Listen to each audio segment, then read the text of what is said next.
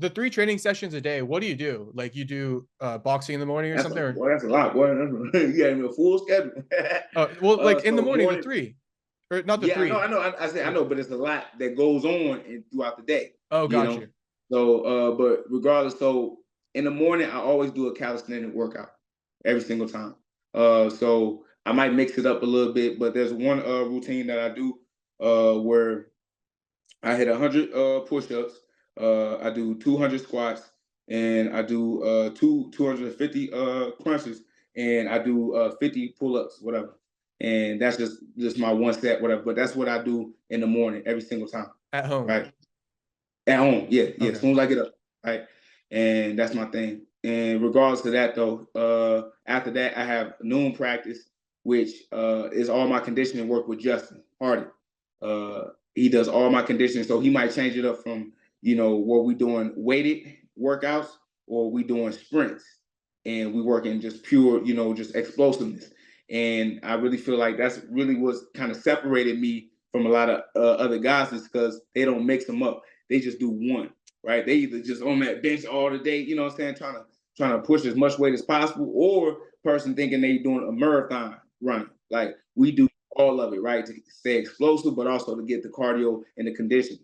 So I allow to keep my power over time, right? So that's how we train. And then of course I have my late night practices with coach at 7 p.m. So I got the morning little workouts that I do, just with myself, calisthenic work. 12 p.m. I got my boy Justin Hardig, and then I got that late night work with coach. Coach Joaquin. Yeah, yeah. And then we just MMA shit. Yep. Got you. And so I was gonna ask that. It's usually just like all MMA shit and like just drills and stuff So like that. So yeah, but different days is all different. So Monday, right, is essentially a striking day. It's a mid work, so we work in combinations with each other. So we either doing a boxing combination, kickboxing combination, but it's just stand up. Tuesday is a grappling day, still sticking towards the MMA training. It's all wrestling, either up against the cage, working from the mat down on the ground to get up, or working somebody getting off your back. The next day, Wednesday, is that good day. Boom, boom, boom, sparring, lighting the nigga up, right? And then after that, Thursday is back to more of like a jiu-jitsu, right? More of a live flow, trying to find a finish, whether that's, with chokes, arm bars, and, vice versa. And then Friday is more of a freestyle, really speaking about, what I mean, like what fights is coming up and, how people should win. So we really be bullshitting on Friday, but we still work, right? Just little like stuff you think about. Just little light stuff, but we Yeah. really using this over everything, right? We speaking about what we need to work on and like where we're struggling at and stuff like that. Saturday is, if you do what you want to do, but I work out. I still work out. So it's not like where I'm working out routine like 10 a.m., 12 or late night. I'm just doing my own thing on Saturday. Sunday is a godly day. Regardless of religion or not, it's a godly day. Rest day, rest day. Yeah, yeah, yeah, Okay, yeah. got you. All right, that's dope. I like how all that fucking how they do it. That sounds like a good strategy, especially with Friday being like open about what you need to work on and shit like that. That way, Yeah, like yeah. Coach Joaquin knows what you're like, what your mind where your mind's at, right? What to help Mm-hmm. you with next week. Yeah. Well, a lot of guys they forget, at the end of the day, we got to be students of this game, and a lot of guys when they do it, they don't know why they doing it. Unfortunately, right? Like they know how to do it, or they know the name of it, but they don't know the reasons of why this move is, why you should do it here and not, off your back. All right. So let's say give a perfect example. Matter of fact, shit, I can give one with me and Chris Curtis where I learned like you can't kick on the bladed side. Right, I kicked on the wrong side. I should have kicked where my lead foot was, right, where he doesn't have any weapons. And if he does have a weapon, I can still kick that same side where he can't shoot that hand because he has to block. That makes sense, right? So it's like certain weapons that you got to learn. Like, okay, I'm able to use this at this time, but not at this time. But a lot of guys they don't even have the actual, um, let's say, the mindset to be like, okay, why are we doing the things that we do? They don't even ask their coach. And that's fine. You a soldier. Like you just doing what your coach tells you, but like literally like why? Why are we doing this? Like, what is this development? Like what is the purpose behind everything that I'm doing? And that's where the Fridays come in, right? Like figure out what the purpose is behind all the things that you're doing and what type of game you're trying to develop for yourself as a mixed martial artist. right? So it's the mental side. It's the mental game that a lot of guys I feel like still don't work on. Right. Even like you said, if you're training a technique on Monday and then Friday you talk about something you need to improve on, like coach might be like, see, that's why what we did on Monday, like use that for this Work here. situation. Yeah. So that's dope. And Exactly. that's probably like a product of just being at a small team where like you got a few guys, but not like a big American top team. Yeah, exactly. Because at the end of the day, those be like little cliques, and man, they be having like little popular, you know what I'm saying? Like everybody be having their own like little situation in those big ass gyms where they only work with a certain amount of guys, right? Like it's real clicky in them bitches, right? The certain You know? coaches, yeah. Yeah, Right. like so people don't really be fucking with each other. It's a family dynamic in my gym. Like, when people need certain shit or, motherfuckers struggling with certain shit, man, we come and holler at you, right? We talk to you. And we really help each other out. And we all push one another to be the best version of ourselves. And you don't get that in a lot of big gyms because it's too many people to focus on, right? And when you got that many people, unfortunately, you can get forgotten about, right? But you don't just try to be a world champion too.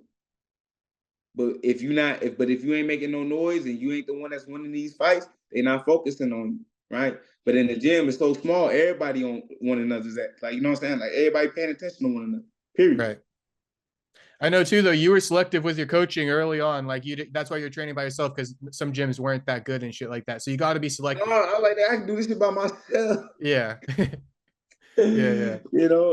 But I'm glad I got the right team. I'm glad I got the right guy behind me. Like, Coach Joaquin is one of the greatest coaches I've, pretty much been able to work with. And not because it's just the only coach I've been able to work with, right? But like I got to see it from different gyms, and you got great coaches other places, but not like my coach, man. And I feel like, bro, not just myself is getting better, but he's getting better as a coach as well, right? And just how I work and how I like to do things, And he actually believes in the things that I do, right? So he puts faith in me, like, hey, I believe in my fighter, and I believe that my fighter is gonna do the right thing. So let me rock with him on this one, because there's a lot of coaches be like, no, don't do this, don't do that, right? But he trusts you. Instead of just having a conversation, right? Right, or just not trusting. Right. So so I think that me and my coach have a a great relationship that just I don't know, it's gonna last for a long, long time. Yeah, that's dope. And it sounds like a little bit like Sean O'Malley and his coach Tim, where like you're not you got to be able to bounce both ways, let the fighter be themselves, teach them the technique, but don't be like the master know-it-all where like nothing can be changed as far as like what you've ever learned. What do you Because think? don't because that's the thing, ain't nobody a master of this shit. Right. Nobody. Like You're this game figuring is it out. still, He's still figuring it out. and once you understand that, now you got room to grow, right? To interpret anything how you see it, because you realize you don't know it all, and that you still got room to grow. And unfortunately, a lot of these guys, when you talk about coaches, bro, they feel like they way or the highway type shit, right? Like you can only do my system and nothing else. But your system is flawed in many ways, in many facets, right? And it's flawed because you contain it in one area. You got to be able, because this game is so forever evolving that you can't stay the same. You got to keep continually to get better and to continue to learn as much as you can about whatever, right? I don't give a fuck what discipline it is, bro. If you can tap into it, learn it, and if you can use it, use it. If you can't, discard it, right? And leave it alone. But make sure you pay attention, because it could be something that could save, now I'm going to say save your life, but something that can help you win a fight. For sure. So yeah, I like that. And I think you guys got a good team. Chaos Williams has a fight coming up. Charles yeah. Johnson. Hey, You guys got to that start motherfucker hit. cornering each other. I don't know why you guys aren't out there with each other. That'd be What badass. you mean? What you Like mean? if you remember how the Stockton, the Diaz brothers, they used to do that with the scrap pack. They all come with each other. It's like a clique. Yeah. Oh, well, that's the UFC. We can't do that with, Can't get all you guys out there. Hell nah, nigga, that's gonna cost money. And It would be dope then though, if they always see fans, you in Charles's corner and shit. Yeah.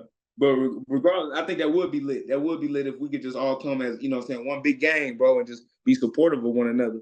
So I had my boy Murad back, Troya. He actually got a fight as well coming up in St. Louis. A big opportunity. He actually fighting this dude named Darren Weeks. I don't know if you remember him, but he was in the UFC as well. Didn't you And he's train a with him? great fighter. Huh? How Yeah, I do you? trained with him back in St. Charles. Fighters, I fight. see. You know what I'm saying? Yeah, So small world. he came exactly right. So he came to St. Charles MMA and we trained together. But they both got a big opportunity in front of them where with the UFC coming to St. Louis, they're gonna be watching. So with them getting the opportunity to fight one another, obviously a win, whoever wins could get a potential call back to the UFC or get a call to the UFC. All right. Mm-hmm. Sounds like a good one. I've been Yeah, seeing man, I Max can't wait. Shuriev. He's your boy. Yeah, that's my Murad Beck. Yeah. That's his that's what his mama named him. Yeah, Murad Beck. Cause I remember when I first asked him that, I was like, bro, what's your real name? He's like, Max, what do you mean? I'm like, nah, nigga, what's your mama name? I was like, what's your mama name? He said Murad Beck. I was like, oh man, you should rock with that. Yeah, anytime you see like a foreign person with an American name, you gotta be like, Yeah, yo, like, what's the real nah, name? nigga.